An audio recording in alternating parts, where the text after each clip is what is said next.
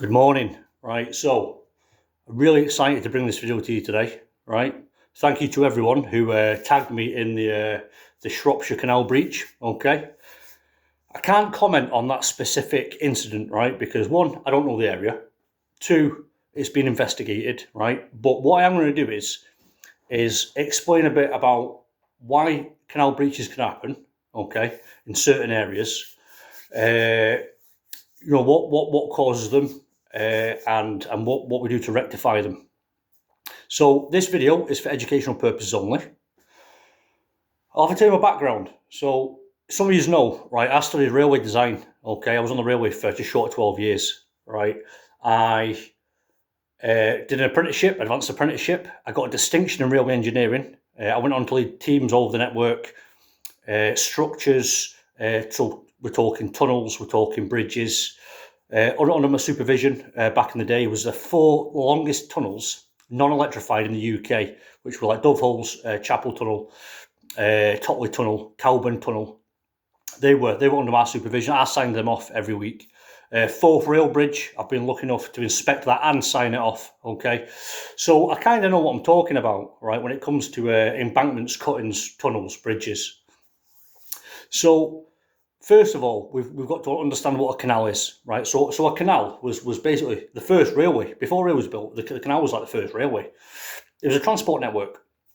Now, for the engineers to go from point A to point B, yeah, they want the shortest possible route, and two, the flattest possible route. Okay, they don't be boring through countryside and bringing down big hills and stuff, and putting major tunnels in. You don't really want to be doing that, right?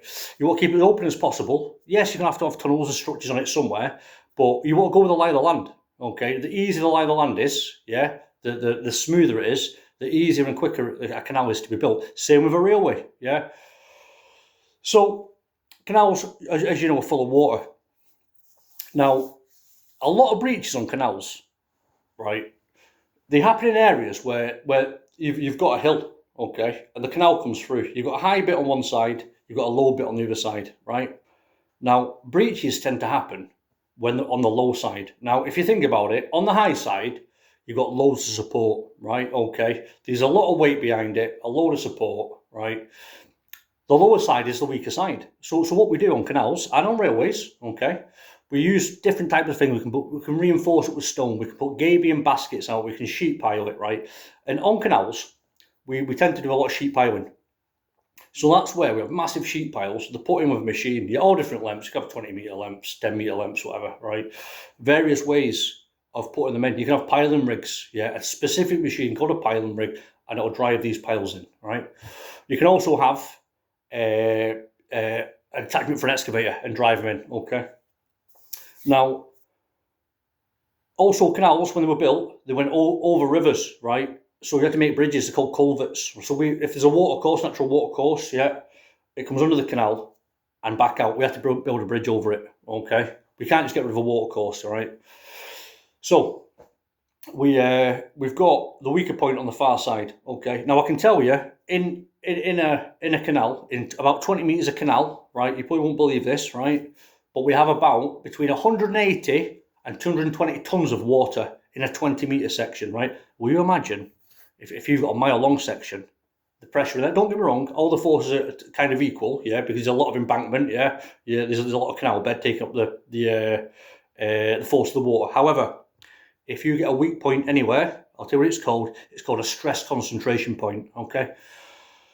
Now, if you've got a leak or anything in that area, or a broken culvert or something, yeah, all that water pressure is focused on one point and it will break, okay? And that's how we can get some canal breaches, right? Now, like I say, I'm not specifically talking about the Shropshire one because I don't know. It's none of my business. I'm just saying from an engineer's point of view, okay, and I am fully qualified, okay? There's several reasons it could be, right? Now, like I say, I can't comment, but I'm just trying to give you an idea of what can happen. And obviously, in the canal, you've got your tunnels, you've got aqueducts, you've got embankments. So some canals run with an embankment, yeah?